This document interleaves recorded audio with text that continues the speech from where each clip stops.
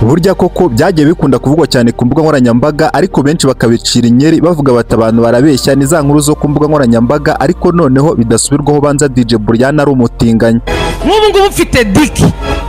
Mfite diki mu Kinyarwanda ni igitsina gabo. Umva none handi makuru nyuma yo kumuvugizi wa RIB ndetse n'umuvugizi wa polisi bose bagiye ku mbuga nkoranyambaga bakiyama abantu bakoresha imbuga nkoranyambaga mu buryo budakwiriye, noneho biri kuvuga ko DJ Brian nawe ashobora kuba yaratorotse. DJ Brian yaratorotse nahinza ngaguruka nkigendera.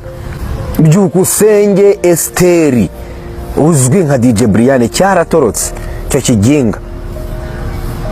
Ubu tuvugana uwo bita Alex Muyoboke cyangwa se manager wa The Ben noneho yamaze kwihanangiriza abantu bose bari gushaka gukora ibiganiro bakinjira urugo rwa The Ben ndetse n'umuryango we. Umuntu ufata izina ryanjye ugashaka gukina naryo narakubwiye ngo byihorere, nutabyihorera ni njye nawe, aho uzakorera icyaha nzahagarara ku gakanu kawe wenda turabigira. N'abatindiye rero ni munyemerere dutangirire ku nkuru imaze giri gutrendinga ku mbuga nkoranyambaga ivuga ko DJ Brian ashobora kuba ari umutinganyi noneho akaba yaranatorotse igihugu. Mu minsi yashize nibwo hakwirakwiye inkuru ku mbuga nkoranyambaga abantu bavuga bati DJ Brian yagiye muri Canada muri gahunda z'akazi, abandi bati reka wavuze ko DJ Brian yamenye amakuru ko nawe arimo bari gushakishwa mu bakoresha imbuga nkoranyambaga mu buryo butemewe n'amategeko agahita azinga utwangushye akigira iyo ngiyo muri za Canada. Umva ko umunyamakuru ndetse akaba n'umusocial media influencer yagowe abivuga.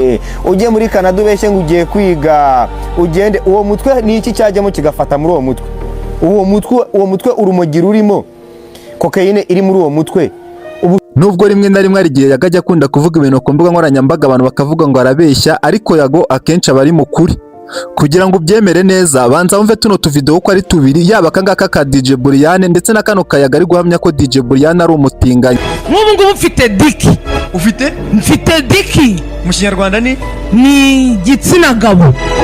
DJ Brian yaratorotse, ndabisubiramo DJ Brian yaratorotse, ni iyi video naza nkavuga ngo DJ Brian yaratorotse. Ahangaha DJ Brian ubwe mu kiganiro yiyemereye ko ari umutinganyi, avuga ko afite n'inkoresha ajya akoresha mu gihe aba ari kwitinga.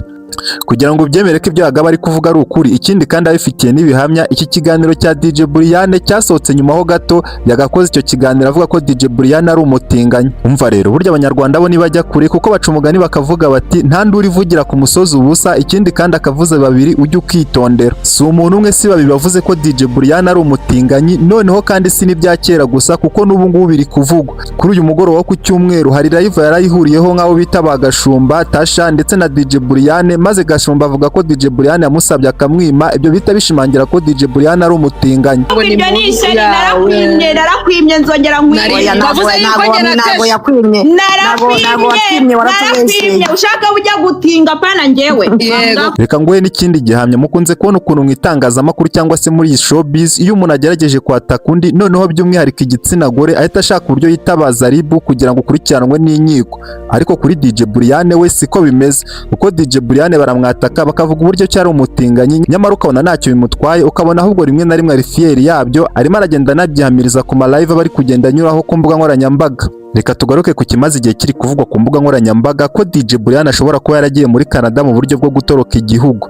Bati ntabwo byumvikana ukuntu DJ Brian ashobora kugira gutya akikura amata ku munwa, n'ukuntu tuzi uburyo akunda ifaranga, noneho mukamubona ukuntu anacecetse atakivuga ku mbuga nkoranyambaga. Ngo abajya bakurikiranira hafi live DJ Brian barimo kwa ba Godfather, ngo ubona ko DJ Brian yatuje atagipfa guhuhagura ibigambo nk'uko yabihuhaguraga mbere. Mbese muri make DJ Brian ubona ko ari ikintu cyahindutse mu buzima bwe, ubona ko wagira ngo yagize ihungabana. Benshi rero barimo nk'umunyamakuru Yago bakavuga bati nubwo bw'uko DJ Brian atazagaruka mu Rwanda kandi ariho hantu yari amenyereye gutorera, ari hafite ibiraka ndetse n'ubuzima bwe bwinshi ariho bushingiye. Gusa nubwo bimeze bityo DJ Brian we yavuze ko atigeze atoroka igihugu, afite visa yemerewe kugenda cyangwa se akagaruka kandi visa yiguriye. Umunyamakuru Yago akavuga ati nanjye ndabyemera ko natorotse igihugu, nawe mera ko watorotse, ureke kujya kwirirwa ubeshya abanyarwanda ngo uracyari mu Rwanda kandi udahari. Ngagaruka mu Rwanda niba utemera ko wahunze bagufata bagushyiremo nawe ukurikire bafata ku mavuta. Yago we aravuga ati ubuyobozi bwiza bw'u Rwanda bukomeje kugenda bunkuraho amabyi. Ahantu handitse ngo nuko Imana igukuyeho ikirundo cy'amabyi. Imana imiragenda inkuru. Bati mwagiye munsiga amabyi kuva kera, ariko noneho namwe ibyanyu bigiye kujya ku mugaragaro. Ati kandi narabivuze kuva kera ko abantu bagiye bangenda bagatuma nanatorongera nkahunga igihugu, nabo akabo gashobora kuba kagiye gushoboka. Ubu noneho manager wa The Ben Muyoboke yamaze kuvuga ko ibintu byasubiwemo kuri abantu bakunda gukora inkuru bari kwataka ingo z'abandi. Muyoboke mu magambo ye yagize ati byihorere, nutabyihorera ni njye nawe, aho uzakorera icyaha nzahagarara ku gakanu kawe. wenda turabigira ejo nabibazaga papa Sava, ubundi Muyoboke ahagaze gute mu buzima bw'urukundo? Gusa nubwo bimeze bityo, umunyamakuru Muyoboke yavugaga we avuga ko ngo afite impamvu imutera kwataka urugo rwa The Ben ngo kubera ko ari ibibazo bafitanye runaka, ngo nibatabikemura nawe nazigera ahagarika kubataka. Akavuga ati mu gihe Fiacre atarakemura ibibazo dufitanye, nanjye sindenze kuzareka kwibasira ibikorwa byabo aho biva bikagera. Nubwo Muyoboke yavuze ko igihe bazaba bamufunze azamukandagira ku gakano nagakoresha imbaraga ndetse n'ubushobozi bwose afite ntavemo. Siwe gusa kuko mu minsi yashize ku mbuga nkoranyambaga ibya The Ben na Pamela byari byabaye agaterera nzamba. Uwashakaga gukora content wese kugira ngo yibonere views byamusabaga gushyiraho ifoto ya The Ben na Pamela, ubundi ibintu bigahinduka nk'ubufindo utuntu twose tukikora akabona views koko ngo ngwino urore. Gusa nubwo bimeze bityo, bimaze kugaragara mu itangazamakuru ko The Ben amaze kwakira ko ari umuhanzi w'umusitari abantu bagomba kumukoraho inkuru kugira ngo babeho. Ndaguha nk'urugero rworoshye cyane. Ubundi kera The Ben wamukoragaho inkuru yahitaga ahagurutsa ikirego muri RIB maze koko mukaburana kakahava. Gusa kugeza ubu tuvugana yamaze kwakira ko ari icyamamare, inkuru yose wamukoraho ntabwo ajya yirirwa bitindaho, ahubwo birarenga umugore we The Ben ndetse na manager we Muyoboke akaba aribo babitindaho. Nubwo bimeze bityo ariko The Ben utagira ngo niwe wabashije kwiyakira kugeza ubu kuko yabyigishijwe na Bruce Melody. Ubundi Bruce Melody wakubwira ko inkuru yose wamukoraho abifata nyine nka social media, ntashobora no kuza ngo agusubize, ahubwo uramuhamagara nawe mubazaho akisekera gusa. Akavuga ati bara naba content creator nabo bagomba kubeshwaho nuko ari ikintu twakoze bakakivugaho ubundi bakiberaho bakabona udufaranga. Bamwe muri aba banyamakuru bakorera kuri social media bo bari kuvuga ko batangajwe n'ukuntu babonye Muyoboke yarakajwe nuko ari umuntu wavuze kuri The Ben kandi ari ibintu bisanzwe ku mbuga nkoranyambaga. Bati ntabwo byumvikana ukuntu umuntu maze igihe muri entertainment nka Muyoboke ashobora kubabazwa n'akantu gato nka kariya.